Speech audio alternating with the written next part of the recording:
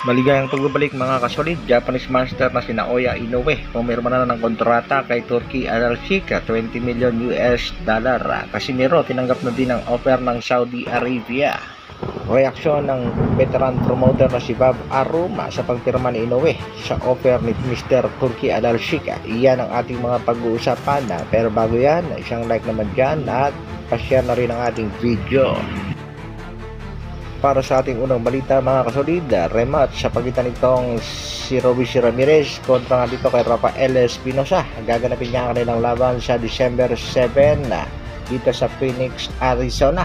Undercard nga yan sa bakbakan sa pagitan naman nitong kampiyon na si Emmanuel Navarrete kontra sa kanyang interim champion na si Oscar Valdez. Nagbigay nga ng pahayag itong kampiyon na si Rafael Espinosa. Sa kasalukuyan siya ang WBO World Featherweight Champion. Ayon nga kay Espinosa ay huling laban niya na ito dito sa Featherweight Division kontra kay Robbie Ramirez na may kartadang 14 wins, 2 losses at aakit na siya ng mas mataas na division na WBO World Champion set to change weight division. Isa nga sa posibleng makalaban nitong si Rafael Espinosa ay ang ating kababayang si Charlie Suarez na kasalukuyang rank number 1 sa WBO Super Featherweight Division. Sa tingin nyo mga kasolid, sino ang llamado sa bakbakan? Navarrete kontra dito kay Valdez at sa bakbakan naman sa pagitan nitong si Ramirez kontra naman dito kay Espinosa. Sa kabilang balita naman mga kasolid, Japanese monster na si Naoya Inoue at ang billionaire Saudi Arabian promoter matchmaker na si Mr. Turkey Al-Sheikh nagkakasundo na ngayon mga kasolid at nagkakahulihan na ng loob.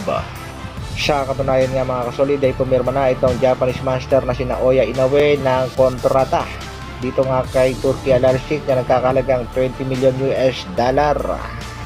Pahayag ni Inoue, although the sponsorship contract does not include a clause for him to fight in Saudi Arabia, Inoue said, I think it's all about timing.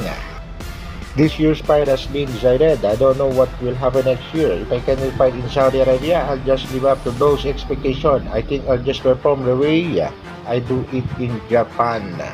Matatandaan natin mga kasolid na inilatag na nga ng US promoter na si Mr. Bob Arum ang plano niya dito sa Japanese master na si Naoya Inoue. Yan nga, idadalhin niya si Inoue sa Amerika para sa bakbakan sa pagitan nitong si Junto Nakatani at Naoya Inoue. Pero tila matatabla pa ang plano nitong si Bob Arum at pag nagkataon mga kasolid ay hindi sa Amerika ang laban nitong si Japanese master Naoya Inoue kung hindi sa bansang Saudi Arabia kapag mas malaki nga ang offer nitong si Mr. Turkey Al-Sheikh sa fight contract. Ang gusto talaga nitong si Mr. Turkey ay makasama bakbakan sa pagitan ni Inoue at Davies, pero matagal-tagal pa siguro ito mga kasolid. At sa opinion ko mga kasolid, ang agenda nitong si Turkey Al-Sheikh ay makasya ang bakbakang Akhmadaliev at Inoue sa bansang Saudi Arabia sa susunod na taon. Latest update naman tayo sa ating pangbatong si Angas ng Pinas. Bagamat marami pa rin mga kritiko ang bumabanat sa ating pangbatong si Alas, wa-epek yan dito kay Angas ng Pinas dahil sa kasalukuyan ay pa-chill-chill lang muna ang ating pangbatong si Cuadro Alas General Casimiro at ninanamnam niya ang kanyang pagkapanalo dito kay Saul Sanchez. Bagamat suspendido ang ating pangbato sa bansang Japan ng 1 taon, hindi pa rin nagpapatinag ang ating pangbato. Ito nga ang naging pahayag ni Cuatro Alas, it's my boy.